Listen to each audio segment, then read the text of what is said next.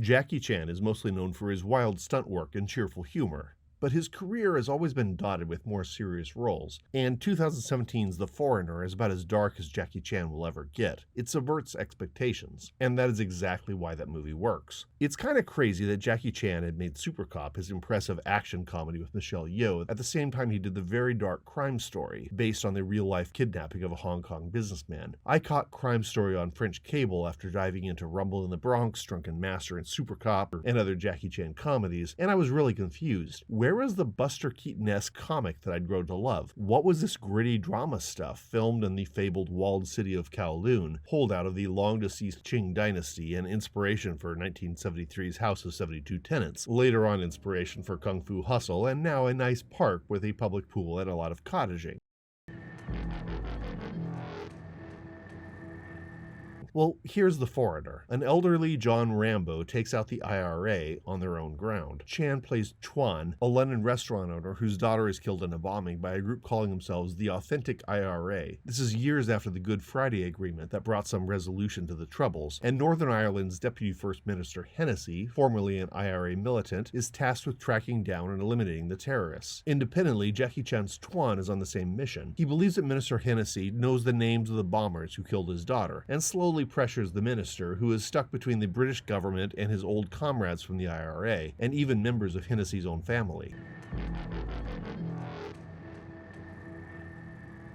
Reviews of this film said at the time that Jackie Chan was playing against type here, sullen and relentlessly bitter. I'd say this is actually the film's strong suit. Chuan is introduced as a doting father whose response to tragedy is to wear down the British bureaucracy. His dogged determination goes nowhere, sitting on a bench day after day at Scotland Yard. But we come to this movie knowing what the government and the IRA don't know. They're dealing with Jackie frickin' Chan.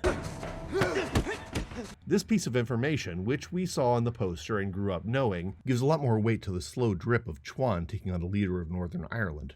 We know that Chuan is about to unleash decades of resentment on Hennessy, and that it will be spectacular. Mentioning later that he's a CIA-trained agent who served in Vietnam seems like an afterthought. It's very much a "veteran nobody is John Wick" move in the script.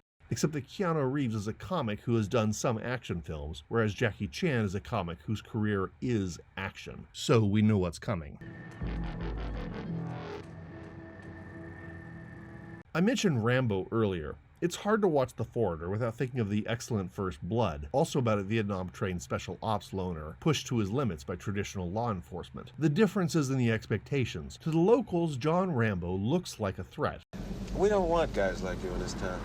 And is accordingly hunted down by the cops in a sleepy northwestern town until he gets fed up and burns that town to the ground. Chuan is the opposite. He's an apparently harmless old guy who goes on the hunt himself, eventually bringing down both a group of terrorists and the entire Northern Irish government. In the source novel, Chuan gets gunned down as collateral damage along with the terrorists. I appreciate the film sparing him, making Chuan a quiet hero for the British government, and the downfall of Minister Hennessy, Hennessy's wife, and just about everybody besides Hennessy's weirdly noble assassin nephew and mistress. The mistress gets tortured and killed by the police, though. All of this is confusingly grim in a Jackie Chan film, but much less so when you consider it a Martin Campbell movie. The director of two of the best James Bond movies ever made, GoldenEye and Casino Royale, as well as the middling Antonio Banderas Zorro movies and Green Lantern, which we'll try to forget. GoldenEye, as silly and overblown as it is, grapples with James Bond having to hunt down and kill one of his best friends, and is definitely in my top 5 Bond films ever.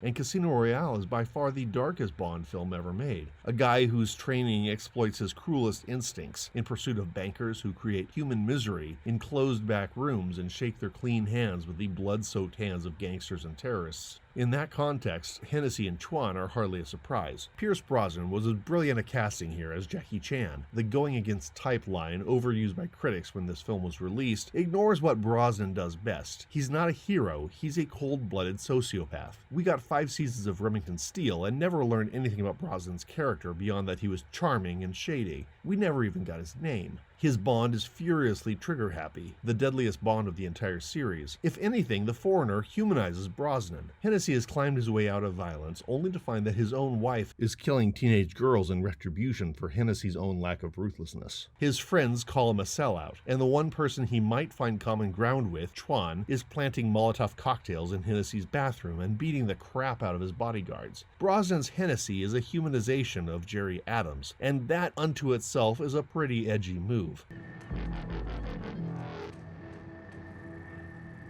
So come to The Foreigner with all the weight of its history on your back. Jackie Chan will be Jackie Chan, but without the pratfalls and mugging. Pierce Brosnan will be everything Pierce Brosnan has always been, just de-emphasizing the pocket squares and matching socks. And Martin Campbell will give no quarter. This may be the best IRA film since The Crying Game, and I'm not mad at that.